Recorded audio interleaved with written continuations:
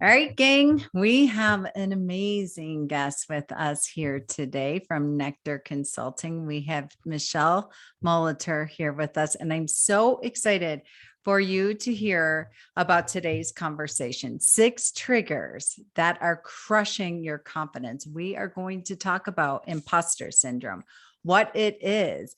Do you have it?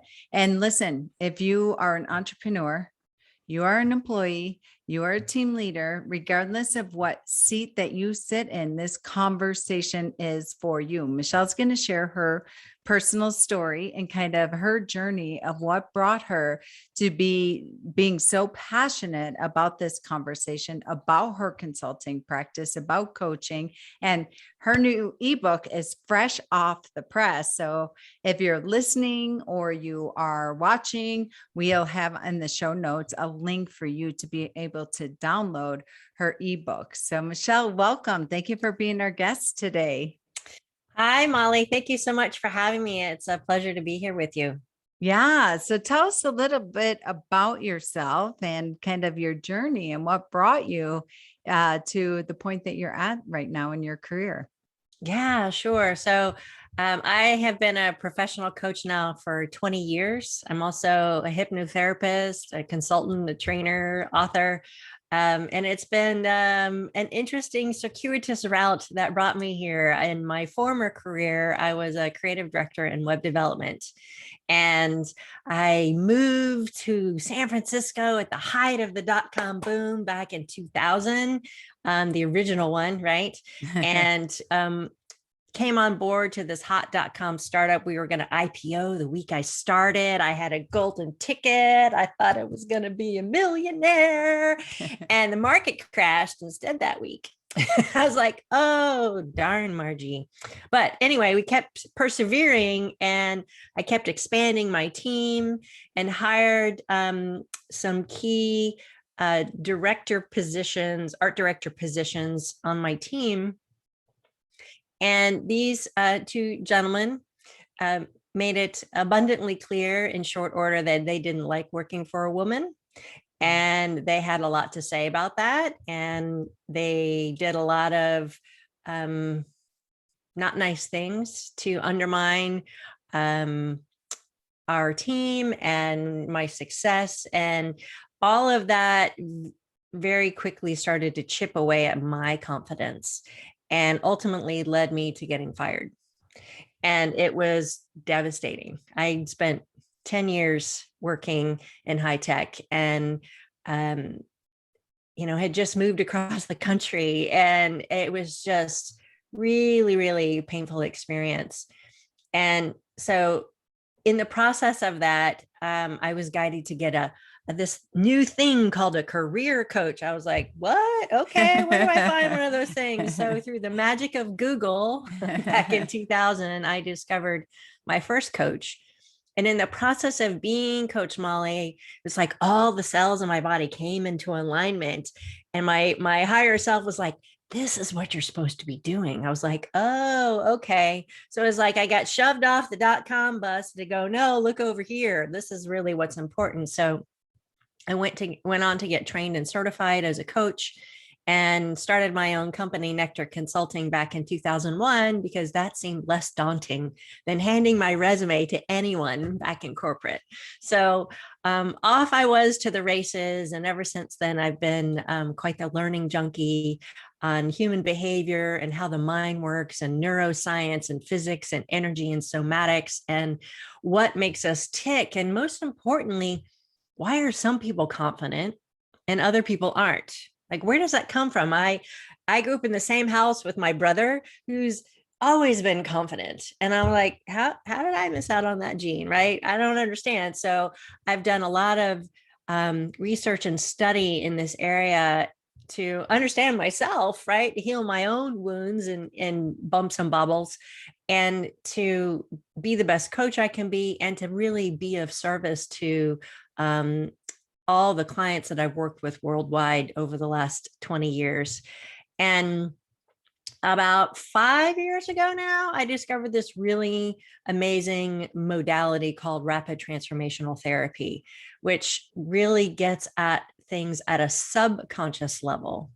And it was so profoundly transformative for me in a matter of weeks. I went on to get trained and certified yet again in this modality, and combined it with my coaching into what I call rapid rewiring. So over a period of 90 days now, I work with clients. Instead of 6-month or 12-month coaching engagements, I have these intense 90-day programs where we literally get at the root causes at a subconscious level of what holds people back, that where people decided that they weren't confident, that they weren't enough, that they didn't belong, et cetera, et cetera.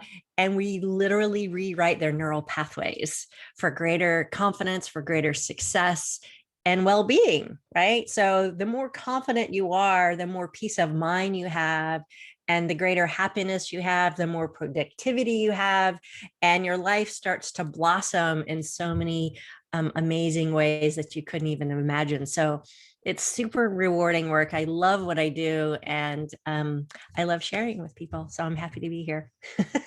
Wow. Oh my goodness. So rapid rewiring. Tell us a little bit about that and the correlation with the confidence piece. Because before we started recording, you and I had a conversation about imposter syndrome and confidence. And it's amazing how many people, once I can see the transformation, I'm sure you're going to talk about this, when I see people finally like anchor and settle into that and shed all the shit. And then they finally are able to reclaim their true self, like conversion rates, higher rates, money, all the things that, as you know, our listeners are professionals, they're business owners and attorneys. And so often you never ever think like, what, an attorney doesn't have confidence? That's crazy. I mean, what they go through to be able to get out of law school and pass the bar and all that. But it's just so, I've seen the transformation over and over and over again in 25 years.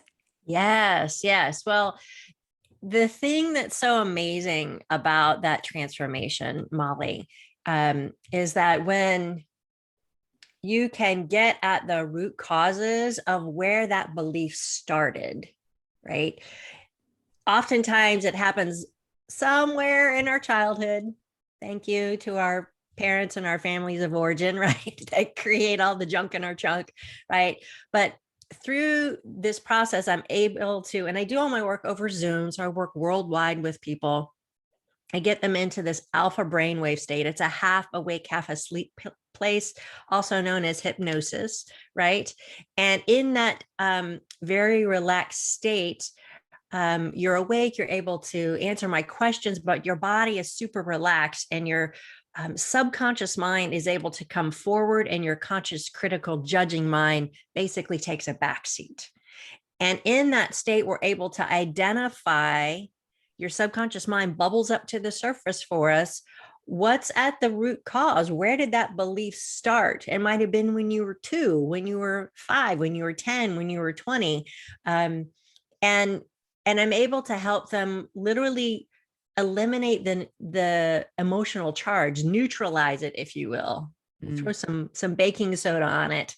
And then we reinstill new empowering beliefs. You are good enough. You can be successful. You are lovable. You do belong. Whatever those beliefs were that created that lack of confidence, right? We shift it. And part of the work that I do is I'm creating, I call it a transformation recording. It's about a 30-minute recording that I mix some binaural music with. And so that last part of our first deep dive session, I'm kind of riffing off of everything that I've learned from the client, from our intake session, and from where we've gone to. And I'm bringing new thoughts, new habits, new structures for success. We're putting it all on that recording in a particular cadence and tone. And then they listen to that recording every night as they drift off to sleep for 30 days. Right. And what that's doing is that repetition that your brain really loves literally helps them build new neural pathways in their brain and overwrites the old worn out track, right? Of, oh, I'm not good enough, with I am good enough, I am worthy, I am deserving. And the more they listen to it, along with the coaching sessions that we have, they're able to literally shift their perspective of themselves from the inside out, which then has them show up more confidently, which raises their productivity, raises their motivation from the inside out, and creates this amazing ripple effect. I've had clients who have not only increased their confidence, but they've increased their well-being, their peace of mind, and as a side effect, if you will, some of the physical ailments that have manifested because of those beliefs that they had also disappear. It's like turning them off. The mind is a very, very powerful place.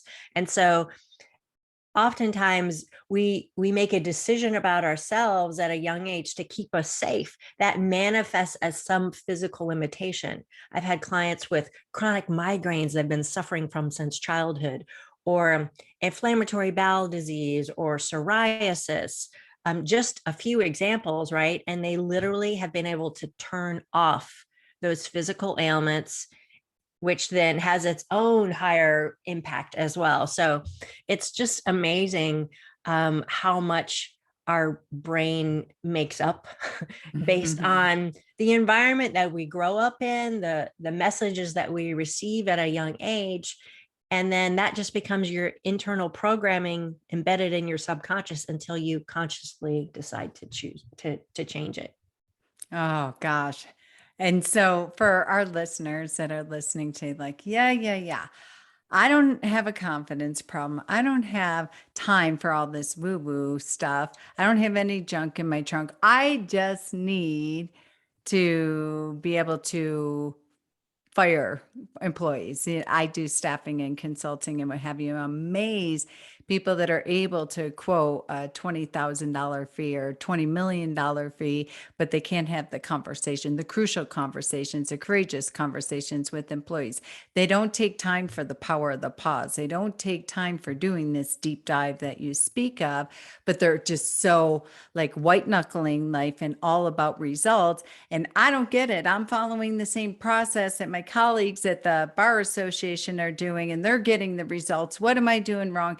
And I don't have time to get a coach and do all this work or what have you. I just need more money and results. And it's so often, I'm sure you work with high performing professionals, they just will just plow through and, keep carrying the same baggage, the junk in the trunk, so to speak, and still getting the same results. What would you say to some of our listeners that are like, I don't have a problem with this woo-woo stuff. I have a marketing problem. I have an employee problem. But their list of problems that they have are, a mile long. Yes. Well, I have seen that before and worked with those types of folks. And I hate to have to tell them, but if you're still white knuckling through, then there's some internal conversation that you're having with yourself that you may not even consciously be aware of, that is creating that, oh, I gotta force my way through this. I gotta be a workaholic. I gotta prove myself. I'm avoiding those courageous conversations because of some fear, some limiting belief that you're not willing to look at. And only when you look at those underlying beliefs, that's when you'll be able to move through that, let go of the blinder, the filter that is preventing you from moving through those conversations with greater ease, with greater confidence, and self-awareness, right? So the more you can raise your EQ, your emotional intelligence, right? It's proven through so many different studies that the higher your EQ, the higher your success rate. So for all those folks who are still trying to plow their way through it, I would invite them just to have a complimentary discovery session with me, right? It's all confidential, to see what might be in the way of you letting go of those things that are keeping you stuck spinning in those circles with that long list of challenges, which might be much more easily resolved if you let go of some of the bugs or blocks in your unconscious programming. So let's dive into the 6 triggers that are crushing your confidence. And I Yes. really want to walk through this and this distinction around imposter syndrome. Sure. Well, imposter syndrome is really a mental attitude of who am I? Um, I'm going to be found out as a fraud, despite all of the training or certification or education or accolades that someone has received. They still think that they don't know enough. They don't have all the answers. They just happen to be lucky to get to where they are. They're not able to take a compliment, right? Oh, they do all this kind of blocking that happens, and it creates a persistent underlying sense of anxiety, right? A fear of being found out. So they work harder, they spin faster. And I'm a recovering workaholic, Me too. and it overcame imposter syndrome, which is why I'm so passionate about this. And so when you start to recognize, and this is, 25 to 30% of high performers are suffering from imposter syndrome quietly in behind the scenes, right? Up front, they're like, I have it all together. I look good, but underneath, they're working like hell, paddling like hell under the water to make sure that they have it all together, that they have, they're being perfect, that they're crossing all the T's and dotting all the I's so that they can win the approval or the respect of others versus learning how to give that to them internally, intrinsically, right? So start to notice what's the conversation that you're having with yourself, and how is your body responding to certain situations, right? If you're in a meeting with your boss and you're all right, you're all tense and worried, you Oh, get to wow. notice, do you have some cognitive distortions, as therapists like to call it, right? That are going on and keeping you with a set of blinders on that are preventing you from seeing a broader reality of actually what's possible for yourself. So it's very common, and it can be, you can get over it and move through it and leave it in the rear view mirror. And I love that example that you used of the employee of sitting in that meeting with your boss or your supervisor, and you're all bunged up. What message and what do you want to pay attention there? Because whether you could feel like your head's on the chopping block, you're in trouble, or we could find, as Brene Brown said, you could go on an evidence hunt, and you will always find evidence to be for the negative or the positive. You choose. And so Exactly. what's that message telling the employee in that meeting when they're already coming in there with a truckload of bunged up and anxiety and physically feeling that in their body? Well, they have to start to recognize, is the anxiety based in fact or assumption, right? Mm. If you're coming into a meeting and you're all wadded up, you're like, what am I really afraid of? Oh, I'm afraid I'm going to get fired. I'm afraid I'm going to get found out. Well, what's the evidence of that? Or are you just making an assumption? Your boss says, hey, Molly, I need to talk to you today. Can you come into my office in an hour? Right? It might Yes. send someone into a panic attack. And well, what if I get fired? What if I get you can get caught in the what if swirl. And so I always like to point people to, what if up yourself instead?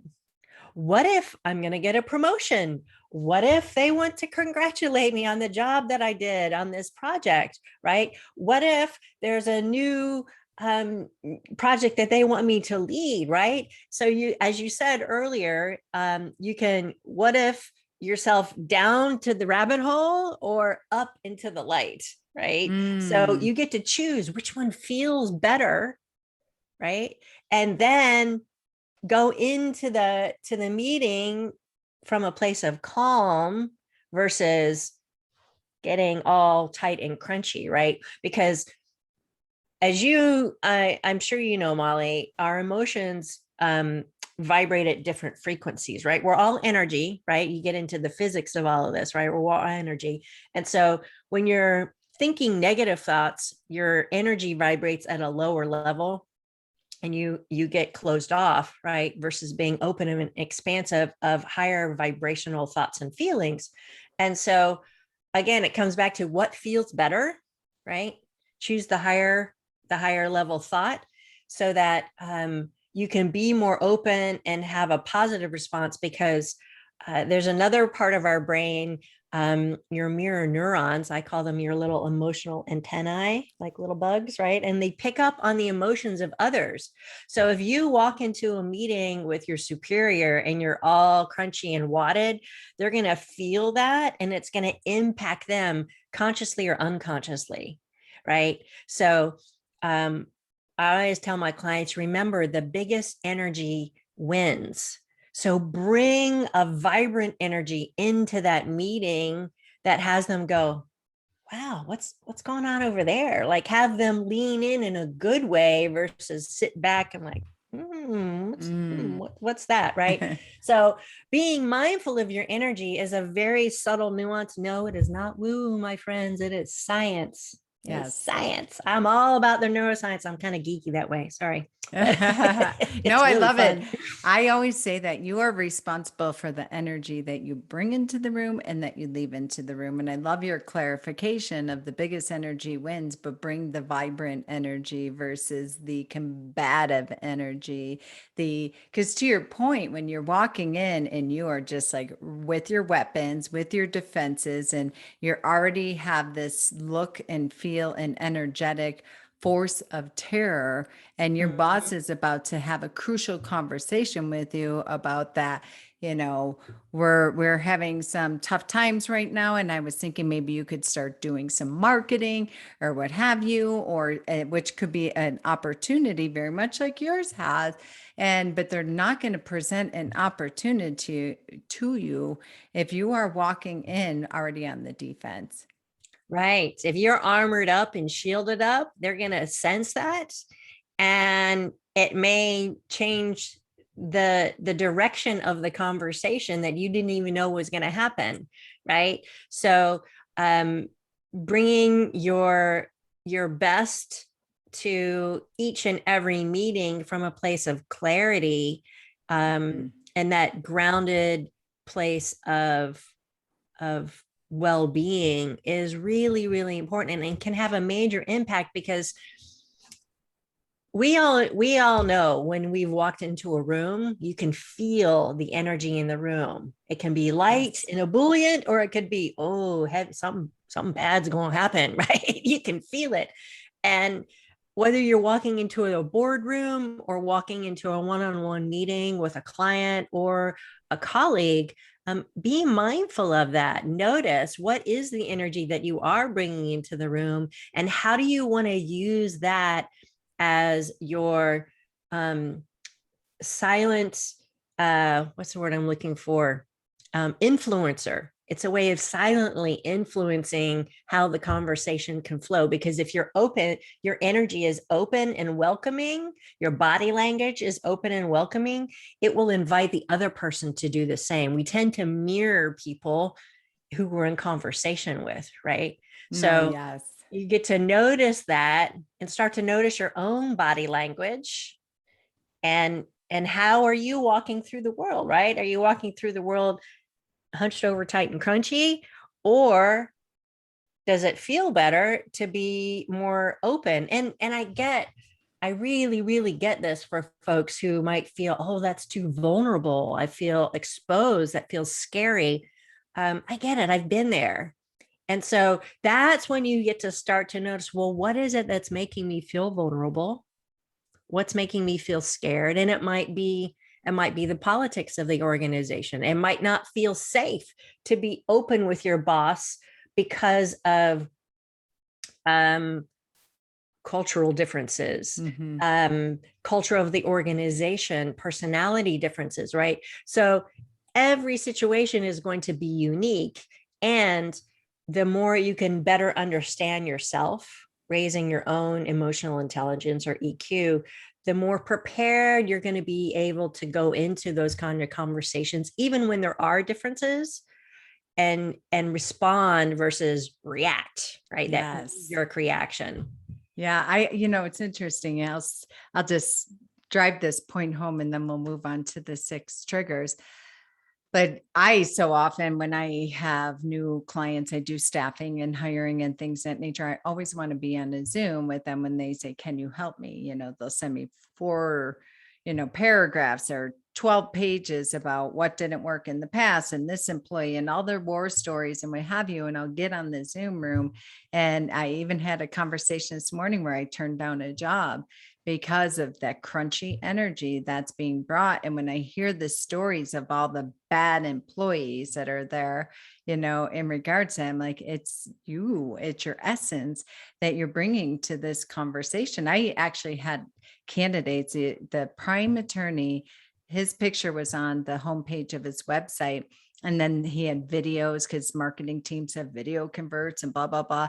And the candidates would go to the website as part of their homework, and they would look at the picture and look at the videos. And I couldn't tell you how many people turned down even interviewing with this company simply because of that. They're like, nowadays, sitting here in 2021, and people having such an awareness on all this woo-woo, new age, energy and manifestation and your mindset and things of that nature, it's real.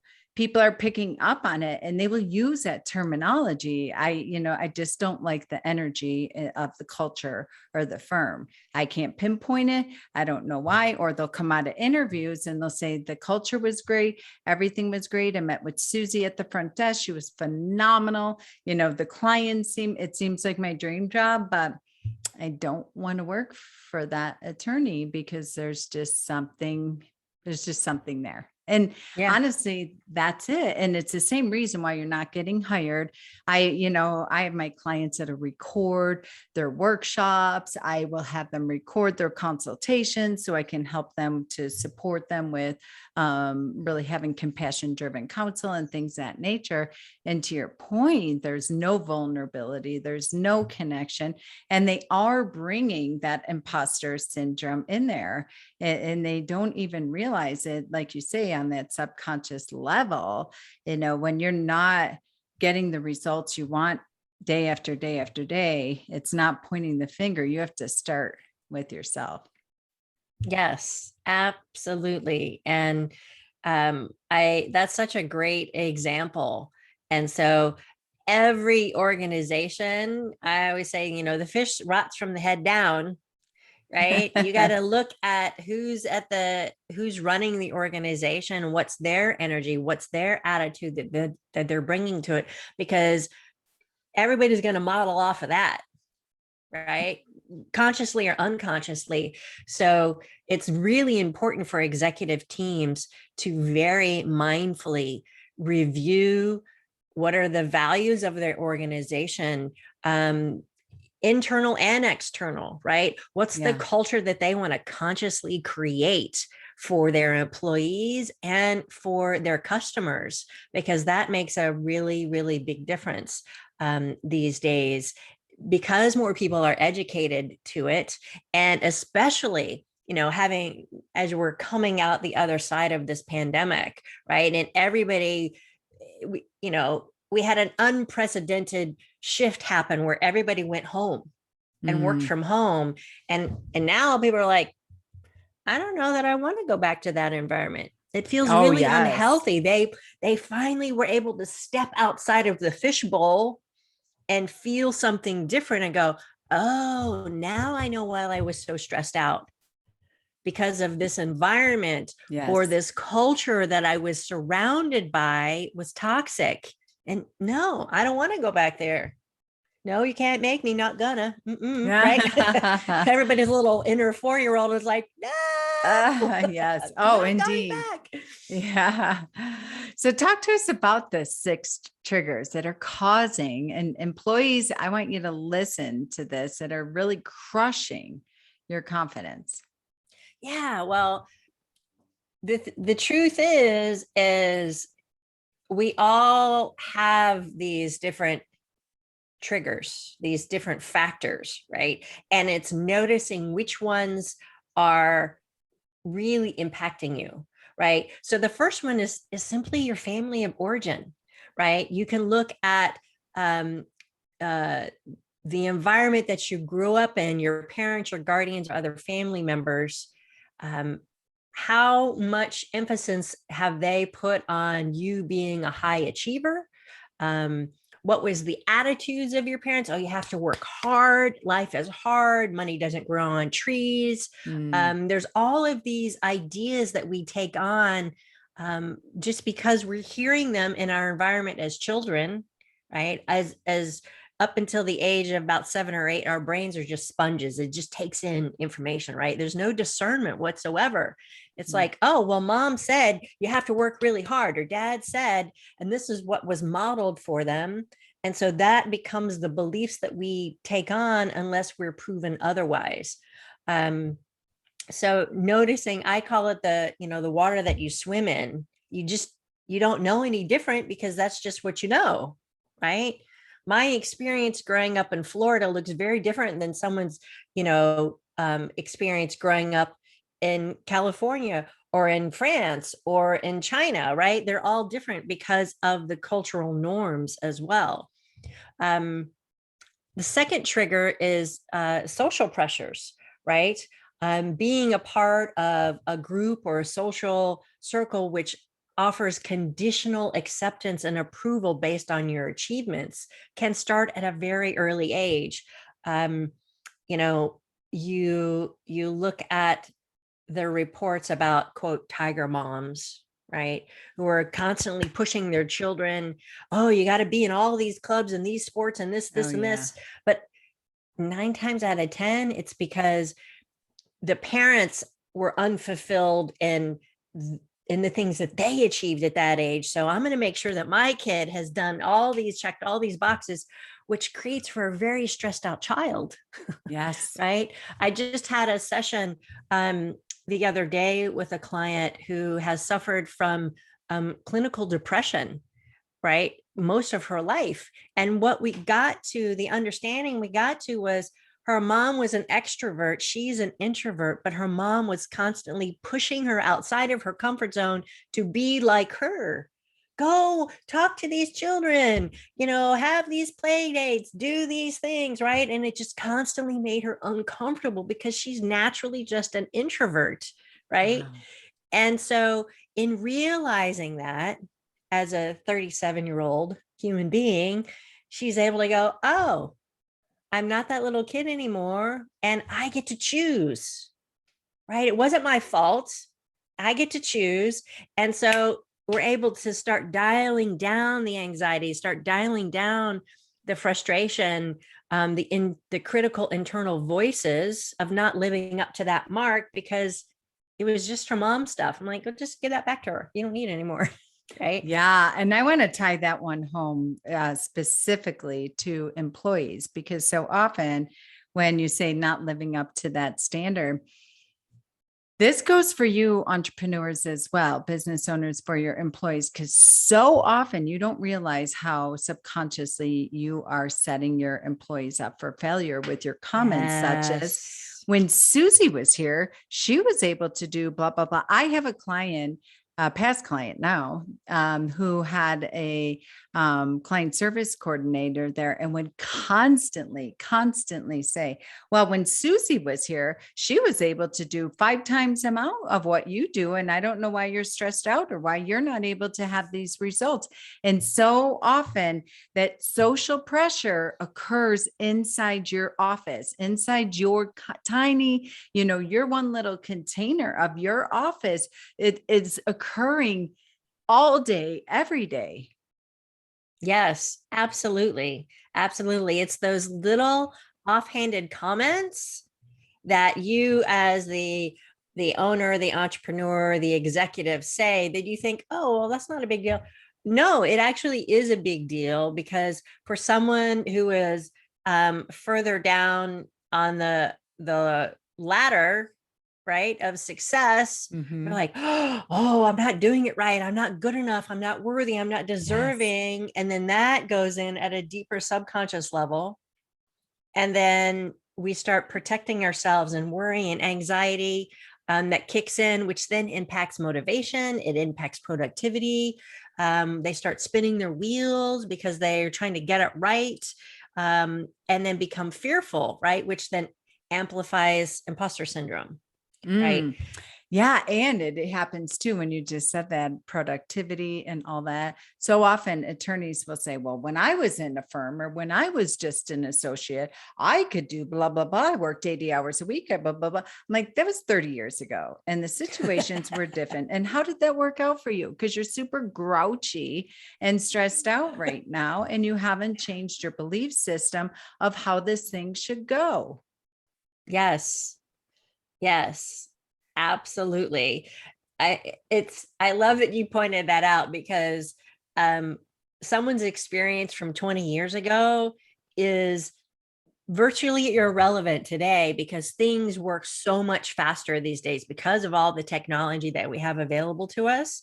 And so employers expect people to work faster because you have instant access to all of this data. Whereas before, you used to have to go to go to the stacks and the library and the law library and find these things and hunt. Now it's just like, oh, there it is right there. Yeah. Google is magical that way. But it really has created much higher levels of demand and much higher levels of stress and anxiety, illness, all of which creates a cascade, right? Because when we're stressed out, our bodies produce higher levels of adrenaline and cortisol. And if we maintain those high levels of adrenaline and cortisol, you can very easily burn out your adrenal glands, which leaves you with chronic fatigue, right? High levels of cortisol.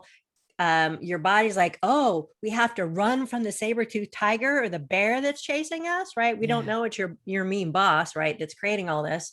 And so your body literally turns down the volume on other crucial systems like digestion, and stores your fat, right? So that's what starts to create that stress, starts to create belly fat. It creates obesity, which leads to a whole host of other physical ailments. So it's all tied together, my friends. It is all tied together. Yes.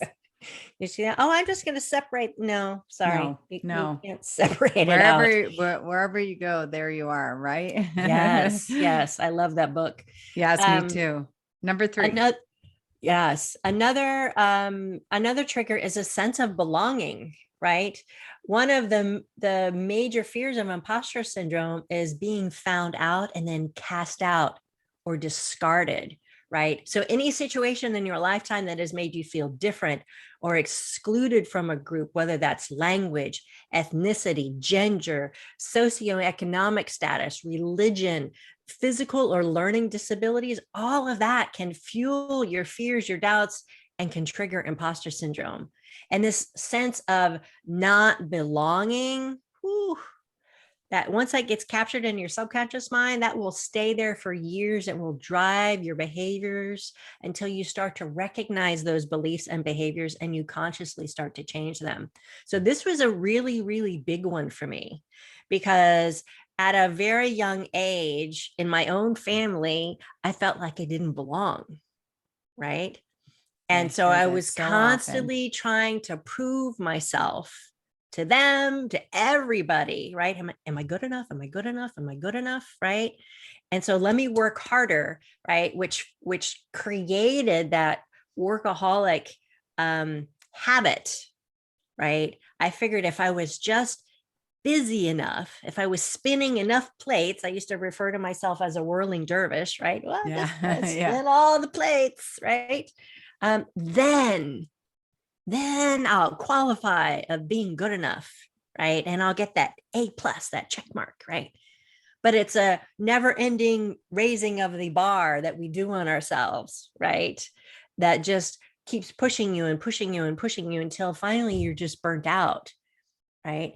And so burnout is a popular side effect of Yes. imposter syndrome. Yeah, people wear it like a badge, like, oh my goodness, Yeah. I won this trophy. It's so often people, they will tell me, oh, I work 14 hours. I worked 27 hours yesterday. Really? There's 24 hours in the day. Like, okay. So like they're so proud to say that. And I love this one, sense of belonging. I'm going to again bring it back to our listeners. All right. So you have this in your family origin, a sense of not belonging, right? And you don't deal with it. You don't handle it. You don't heal it. You don't eradicate it. It's so insidious. And I see it every single day in businesses where the entrepreneur, the business owner will tell me, I don't have time to train people. I don't have time. The employees will come to me and say, I don't, get access to, there's no, and this word culture right now is kind of thrown all over the place. Yeah. And, we have a great culture. We have a Keurig machine in the break room. That's not culture. That's not So culture. That's just coffee, my friend. yeah. People want time, human beings want time and attention and belonging. And so this one I Yes. see all the time. I'm just having like a huge like skyrocket moment here. It's not even a light bulb. So you have this subconscious belief of that you have, and then you're the leader, you're the owner, you're the whatever. And then you create this culture where there's no belonging. And I don't mean team building exercises. I don't mean all that. I mean, truly, where employees will tell me, this is how I always say it, that people want to be connected to the heartbeat of the thing that they're involved in. And Yes. so if you don't feel like you belong to anywhere, subconsciously, consciously, whatever it is, and then you are repeating that pattern and you are creating that everywhere in your life, like basically that your people don't get access to you because you didn't belong. So you're just alienating people. That's how insidious it is. And then Yes. you call me and use these statements like I have team drama, or I can't keep good employees. I can't find good employees and I can't keep good employees. And, or, the list can go on and on. I could talk about it all day, every day. And this one really hit me because people are like, I belonged. I was the most popular guy in school. I was the captain of the football team. I was at the head of my sorority, whatever it is. That's not belonging. That's busyness and avoidance. Yes. Yes. And that sense of not belonging, as you said, it creates this unconscious keeping people at arm's length, right? Mm-hmm. Because if I, the fear is if I let you in, if I open myself up and I'm vulnerable and I allow you to see me fully, authentically, then you might reject me or judge me or abandon me, right? So I'm just going to prevent that from happening. So I'm just going to keep you at arm's length, right? And I Yeah. can see you. I can see you on the other side of my chain link fence, right? Yeah. Hi, through the chain link fence, but you can't get through the chain link fence, right? And Yeah. it's that the energy of that we don't, I mean, we oftentimes this is very, very unconscious, right? Very Yes. deeply embedded. And so people don't realize they've got these walls up all around them that are keeping people out and preventing them from achieving the happiness, the love, the success that they truly want and are capable of. But they don't even know that they're the ones at the heart that are preventing it. Wow. All right. Number 4. Number 4. All right. Number 4 is really looking at your own disposition, right? Based on your own life experiences, some people are more prone to adopting external pressures of work and stress, which then gets embedded in the subconscious, right? So this is kind of like what we've been talking about. If you're already operating from a place of lack, of scarcity, of I don't belong, I'm different, that disposition that you took on as a child is going to have an impact on how you show up in your work every day, right? Wow. Yep. Um, Wow. yeah, totally. And the thing that's really, really important for your listeners to remember, Molly, is that that's not your fault, right? The environment that you grew up in it's not your fault, right? Your parents did what they did, said what they said, good, bad, or ugly, right? And it landed and it implanted at a subconscious level. I grew up in a lovely household. My parents are lovely human beings. I have two lovely older siblings. I wasn't abused or beaten. I'm none of that. By any measure, I had a very happy childhood. And there was little things that happened along the way that implanted in my subconscious that said, oh, you don't fit in, you don't belong, you're not good enough. And I lived from that place for the longest time. So everyone's life experiences vary. And I've worked with people who've had truly traumatic upbringings, right? But the good news, no matter which end of the spectrum you're on, you can heal it, right? You can shift it. Yeah. So let's see. Number 5 is societal norms, right? Let's just take technology, a male-dominated industry, for example. Just for example, since it's near and dear to my heart. There's a lot of gender bias that comes both explicit and implicit in subtle forms, right? And that bias can make it easily impact even the most highly accomplished women, for example. I know a lot of women who are in high tech and they're very good at what they do. They sit in very high level positions, senior VPs, et cetera, and they have all sorts of confidence in particular areas, but behind closed doors, there's a lot of imposter syndrome going on. Right? Oh my, and I don't know. And I have to keep up with the boys club. I remember, true story, when I lived in Atlanta and I worked for a global web development firm, and I was one of 3 women on the executive team. And I literally would drive to work every day in my little green Beetle, listening to the soundtrack of The Matrix, which has this really hardcore techno music. And I'm not typically that kind of person, but it was my way unconsciously of like armoring up to go to work every day, right? To be in the boys club and to handle the men around me. And did it work sometimes? Did it other days? No, right? But it just made me more anxious, right? Because I was trying to always compete with these male stereotypes.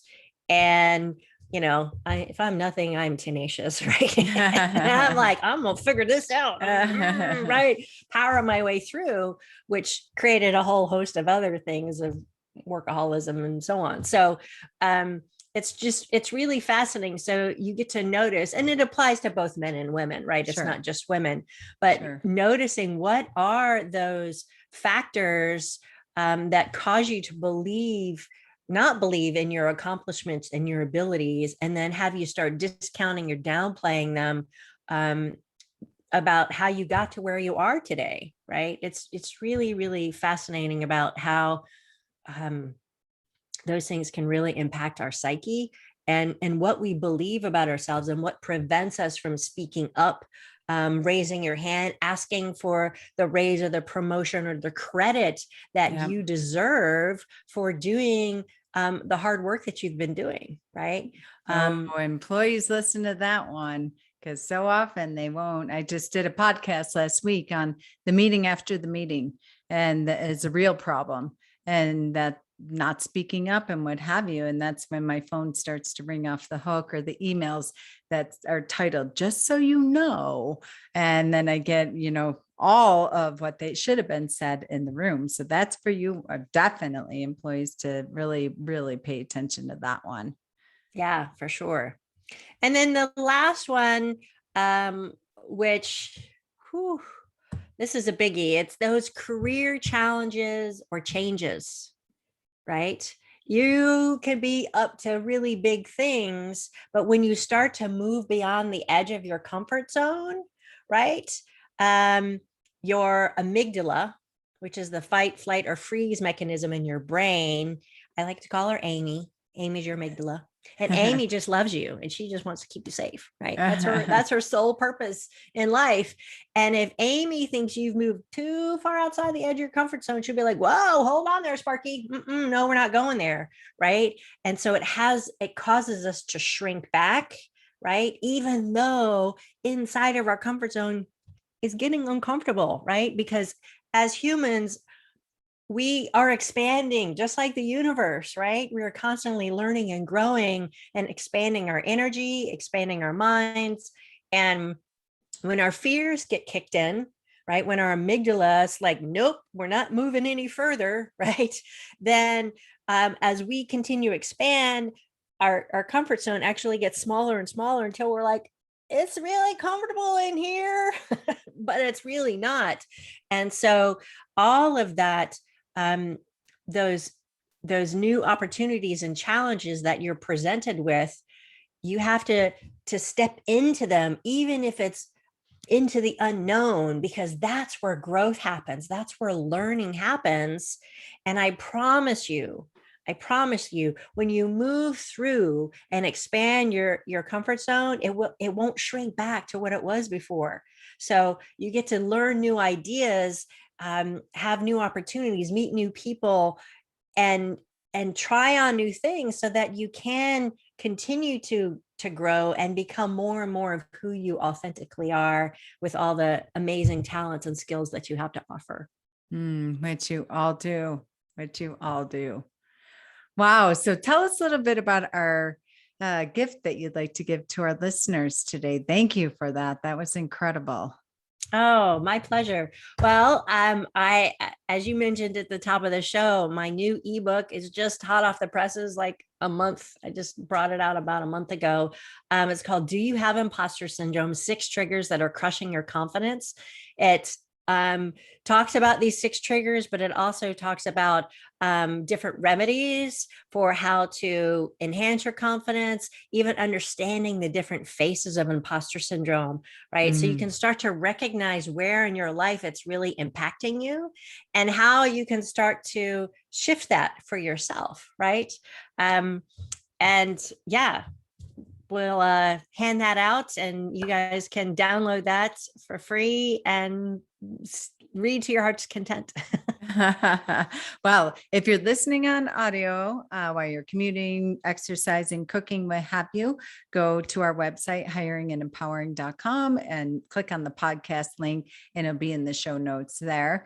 If you're watching us on video, it's in the notes section here. If you have any trouble locating this, by all means, shoot me an email, molly@hiringandempowering.com, and I will make certain to get you the link. So how can people connect with you personally, Michele, if they want to take you up on this complimentary deep dive appointment? Sure. You can always find me at nectarconsulting.com. You can also find me at michelemolitor.com.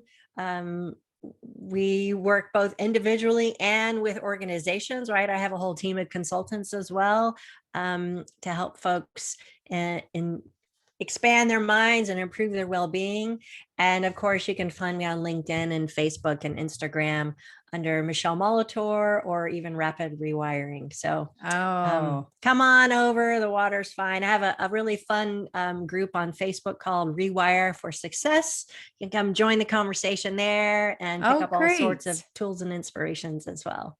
Oh, wonderful. Well, thank you so much for your expertise, for your knowledge, for sharing your personal journey, and absolutely for the 6 triggers that you share with us today and offering the ebook. Greatly, greatly appreciate your time and your wisdom today. Oh, my sincere pleasure, Molly. Thank you so much for having me as a guest. I really appreciate it. Yes. Okay, listeners, until next time, this is a great stopping point. If you're a first-time listener, welcome. If you're a returning listener, welcome back. As always, you can find us at hiringandempowering.com, and we will make certain to have all of those beautiful links that Michele shared with us today in the show notes.